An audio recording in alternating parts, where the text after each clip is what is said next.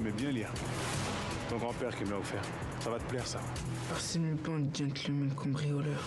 What I see in her is obvious. What she sees in me.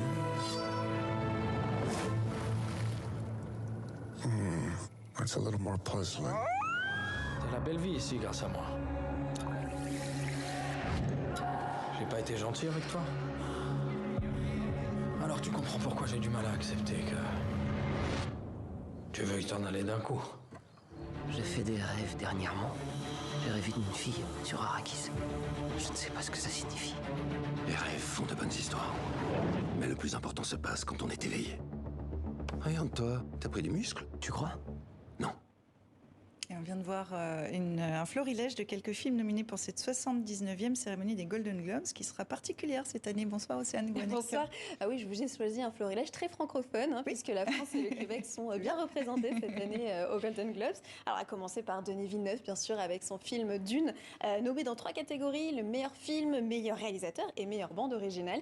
Il y a aussi des acteurs français nominés. Marion Cotillard pour son rôle dans Annette. Elle avait d'ailleurs remporté le Golden Globes de la meilleure actrice pour La Môme. On retrouve aussi Tahar Rahim dans la série Le Serpent et Omar Sy pour son rôle dans la série Lupin qui cartonne sur Netflix à travers le monde. Alors c'est un beau casting francophone, sauf que cette cérémonie est boycottée cette année, Océane. Oui, en effet, cette année, la cérémonie se fera sans paillettes, sans tapis rouge et même sans diffusion. Les organisateurs de l'événement ont en fait annoncé qu'il n'y aurait pas de public à cause de la pandémie, le Covid-19.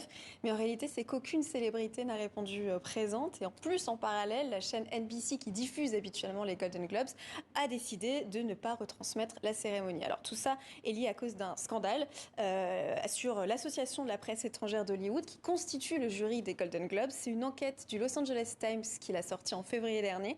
Il pointe du doigt des affaires de corruption, mais aussi un manque de diversité. Écoutez ce journaliste américain qui suit l'affaire de près. Une enquête du Los Angeles Times avait révélé toutes sortes de malversations au sein de l'organisation, financières et autres. Mais ce qui a le plus marqué les esprits, c'est que parmi les 86 membres de l'association, aucun n'était noir. Ça fait maintenant 1 an que cette affaire a éclaté et ils ont fait quelques changements. Reste à savoir s'ils seront suffisants pour revenir dans le giron d'Hollywood. NBC compte diffuser les Golden Globes en 2023, donc ils reviendront à l'écran, c'est sûr. Mais les stars reviendront-elles? Ça, c'est une autre histoire.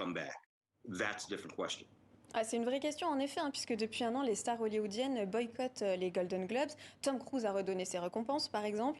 Scarlett Johansson a écrit une lettre ouverte en dénonçant l'association de harcèlement et de sexisme. Et puis même les studios, les grands studios de cinéma prennent leur distance avec l'organisation. Alors, sauf que les Golden Globes étaient jusqu'à présent l'antichambre des Oscars.